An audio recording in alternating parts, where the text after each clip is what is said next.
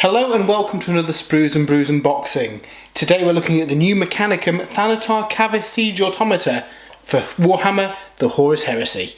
So first of all, I want to say a massive thanks to Games Workshop for sending us a free review copy to look at on the site. In this video, we'll be taking a look at the kit, seeing how it goes together, and then towards the end of the video we'll have this built and painted and show it off compared to some other models in the range and see how big it is. But yeah, this is one of the ones that a lot of people have been looking forward to in the Mechanicum range. We recently had the Mechanicum Battle Force box, which gives you a lot of the kind of components to make your army, so all the kind of line troops and stuff that you need in order to build it up. And it looks like now we're starting to get some of the bigger stuff. Now, the Mechanicum range was previously fully resin, and because of that it was super expensive. I think the Thanatar was about £110, I believe, in resin. This new plastic one is £63.25, so while not as cheap as I hoped it was going to be, I kind of suspected it'd be around the £45–50 mark, so it's a little bit more than that. It is still half the price of the resin one, so it is a lot easier to put together an army of these. And don't forget, in Heresy you're talking a 3,000 point army, so there's a lot of models that you need in order to build up the force. But it's a really cool kit, and it's got a lot more flexibility than the old resin one as well. So the resin one previously, the mortar on the back of it, the petals open up as it fires, and that's something they wanted to do with the old resin kits, but it wasn't cost effective to do in resin.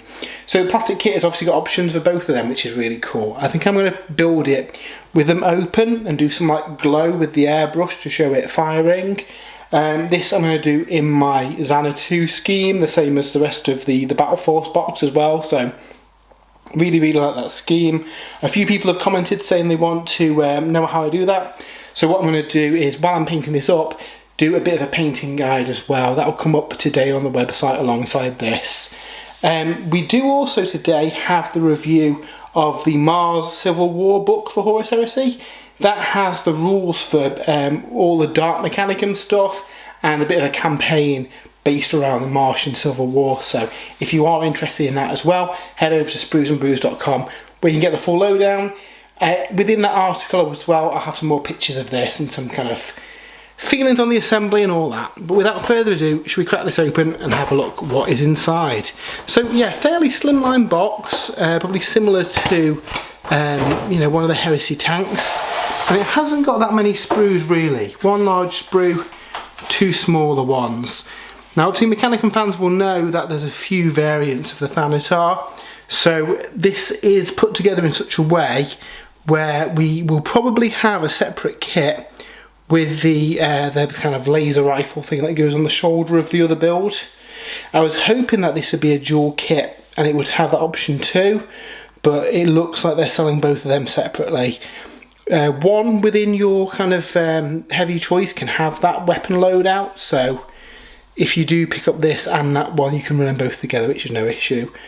Again, we've got some nice feeds. Now unfortunately, unlike the knights that were recently released, these aren't flexible leads, they are fixed in place.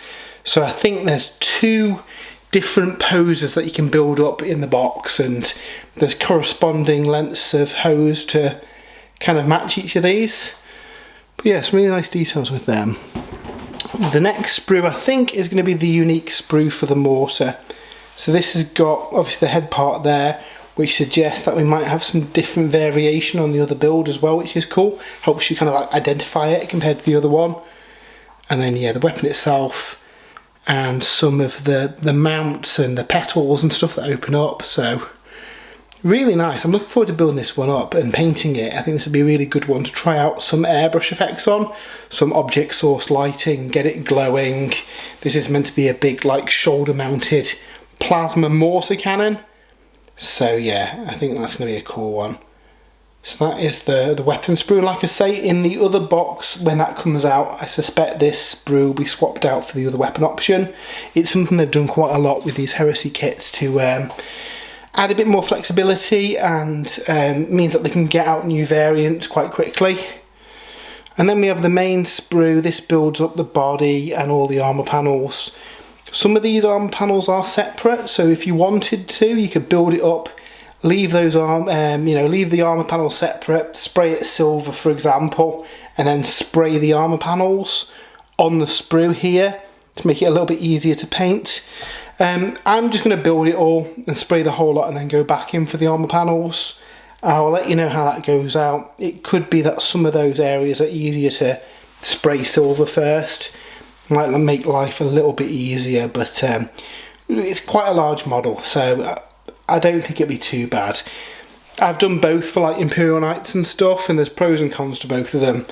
Obviously there's the ease of building it all in one piece, but then it's a little bit fiddlier to paint it, or do it in sub-assemblies, but then, you know, don't lose the parts and misplace them and get them in the wrong place. So yeah, there are pros and cons to both. But yeah, so let's look at the kit itself.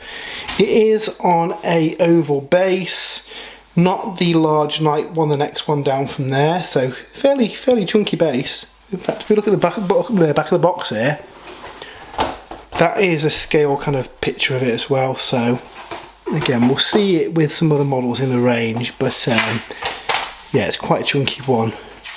We also get the Macro Constructs transfer sheet. We did see this in the Battle Group box as well. This has a load of different icons on there. Again, I'm hoping that Forge World release some transfer sheets for some of the more obscure ones. Obviously they've done Xana 2 in the past along with House Malanax on the same one, so I'd really like to see some of those come back, especially with the book being set around the Martian Civil War. It'd be nice to have some like Traitor and Loyalist ones on there too.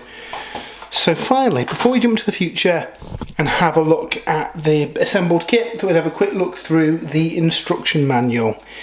Now, like I say, there are two different poses listed out in here.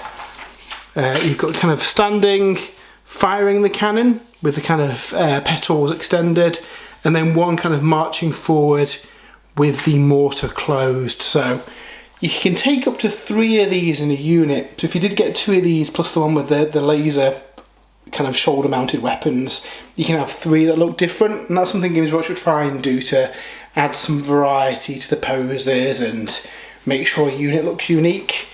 3 of these would look very cool. I think I'm probably going to lean towards pose 1 because I like the idea of the petals being open.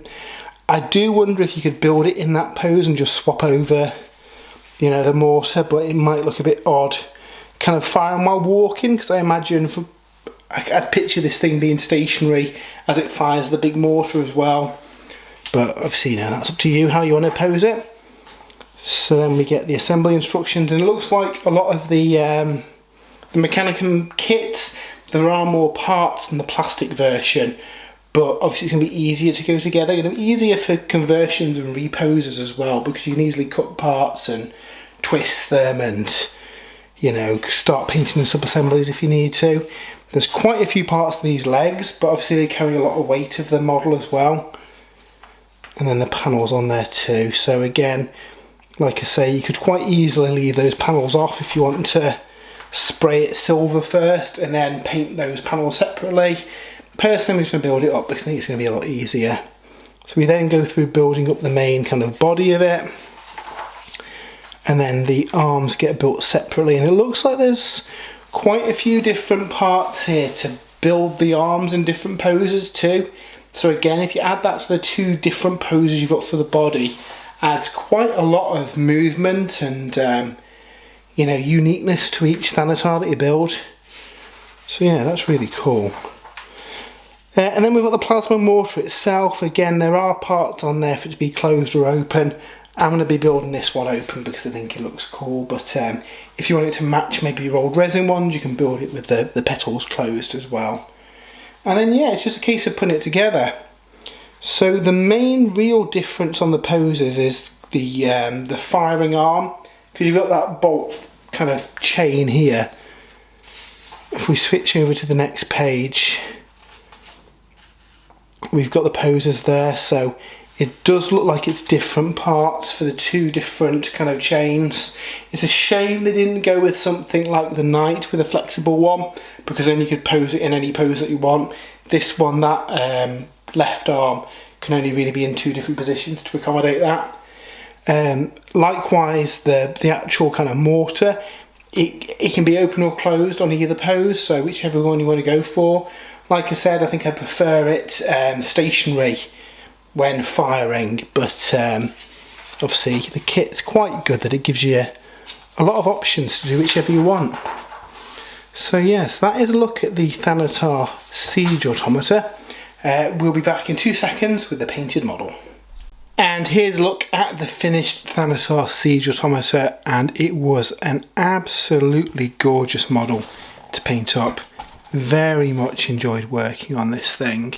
As you can see, I've done the same scheme that I did on the battle group. So this is the Zana 2 House Malanax scheme.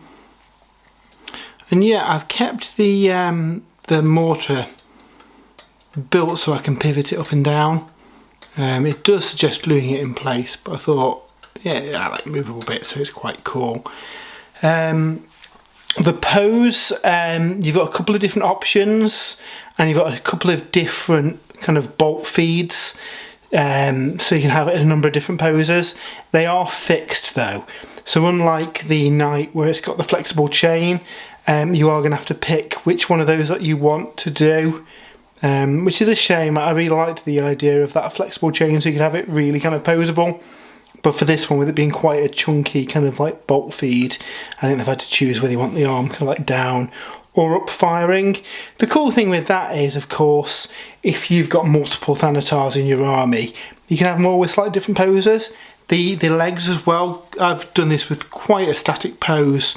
There are some alternate parts to have it kind of striding forward with the left or right foot as well. So yeah, it has got quite a lot of customization options.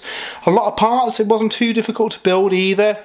I didn't actually leave this in any sub-assemblies either. I was and ahhing about spraying all the armour panels on the sprue, but really it's easy enough to get a brush in the joints to get the silver like skeleton done, and just kind of airbrush all the panels with it fully assembled.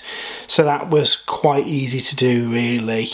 But yeah, really happy with how this turned out. Again, I've used the Malanax transfers as well to show allegiance to my knight household that these fight alongside against. You do get a transfer sheet in there, but it doesn't have any of these kind of Malanax symbols on there. They're just on the Heresy Knight transfer sheet. I really do hope we get it released as well, because I think a few people will probably be doing Malanax, Zana kind of schemes. So yeah, they are available, but you can probably find them on eBay, but they are just on the Knight Heresy transfer sheet if you do want them. And yeah, that is the new Thanatar. Up for pre-order alongside this today, of course, is the Mars Civil War book. We do have a full write-up of that over on spruesandbrews.com, so if you are interested in Heresy, head over to the website where you can read our full deep dive and learn kind of what new stuff is in there for the Dark Mechanicum. The Archmagos is also available to pre-order as well. We weren't sent one to review, but he looks really, really cool too. If you would like to support the site, if you get anything through our affiliate link to Element Games, which is in the description, we get a bit of a kickback which goes towards kind of help running the site and all the costs and everything. And if you have enjoyed the video, why not subscribe, give us a follow, comment what your favourite Mechanicum kit is, and yeah, let us know what you're excited for. I'm hoping that we get a lot more Mechanicum stuff on the horizon. I know the Forge World team are slowly working their way to getting all the resin kits into plastic, so that's super exciting. By the time this video goes out, we may have even seen little hints of what's on the horizon from the preview show, which will be last Thursday by the time this video goes out. So hopefully some exciting things there have been revealed. But yeah, until next time, have a great weekend, and we'll see you soon.